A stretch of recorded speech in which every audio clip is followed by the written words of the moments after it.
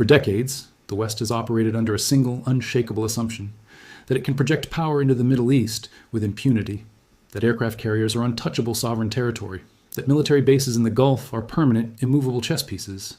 But beneath the surface, a new doctrine has been written, and the man holding the pen has just stepped out of the shadows. This isn't speculation. This is already reshaping policy.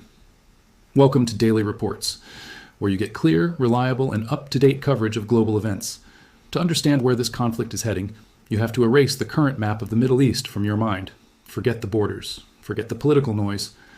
What we are witnessing is the culmination of a 45-year strategy designed by a small circle of men who have never deviated from their goal, the expulsion of American influence from Western Asia.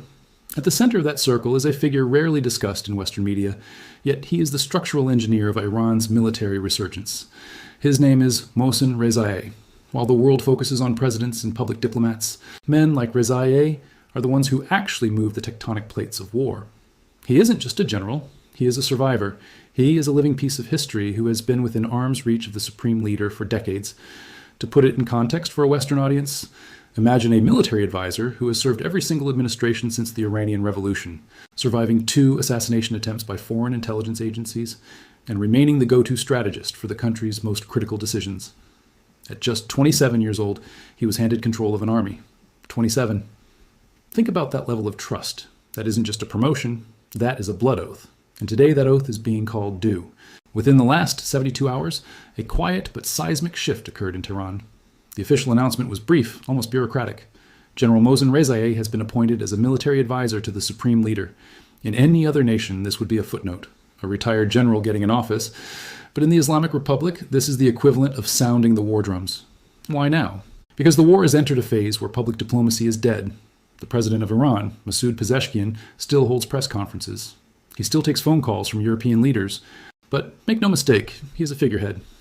The real command structure has gone underground, and in its place they have put a wartime commander.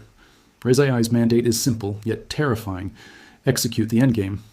Days ago, in a rare public statement, he laid out the terms. He stated that Iran has utilized less than 5% of its actual military capacity.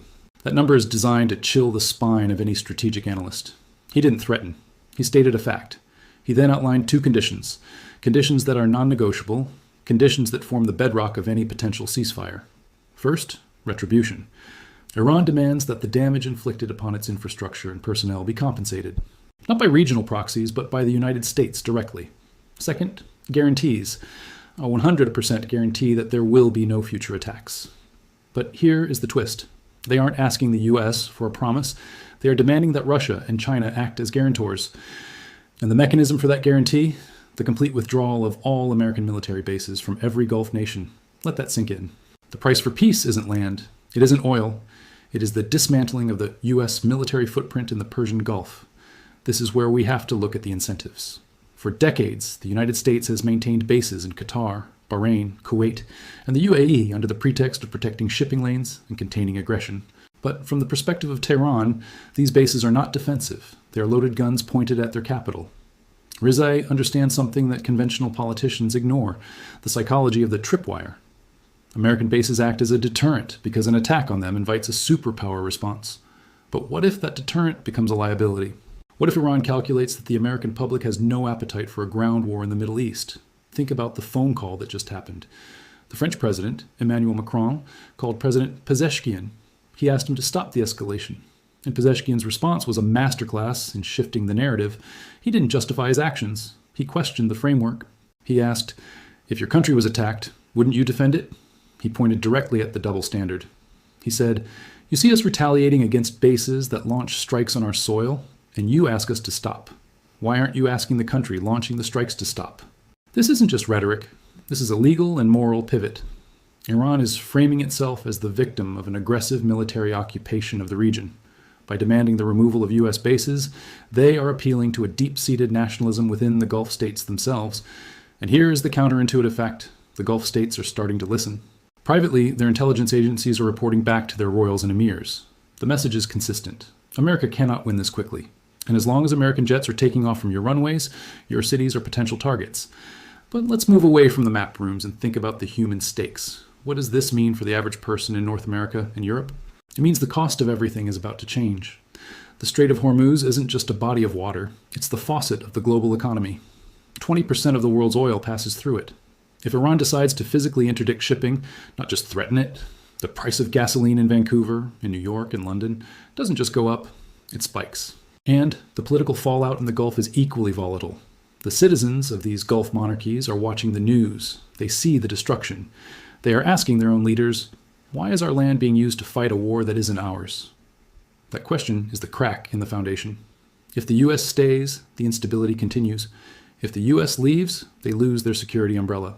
It is a trap with no easy exit. Meanwhile, the Israeli home front is facing a reality they haven't seen in generations. Attacks are no longer coming from just one direction. They are coming from the north, from the south, and now, potentially, from the east. The Iron Dome is effective, but it is not infinite. And when a commander like Reza A says the missiles are endless, he is betting on attrition. He is betting that a wealthy, technologically advanced society will eventually tire of the sirens. This brings us to the present moment. The Iranian military spokesperson recently appeared on state media, speaking directly in English. The message was short. Prepare yourselves. In the next few hours, our surprises are coming. This isn't a warning.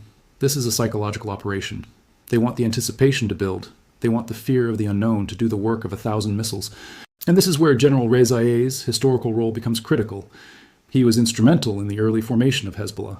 He understands asymmetric warfare better than anyone alive. He knows that you don't need to sink an aircraft carrier to win. You just need to make it too expensive to keep it there. You need to make the American public ask, why are we in the middle of this?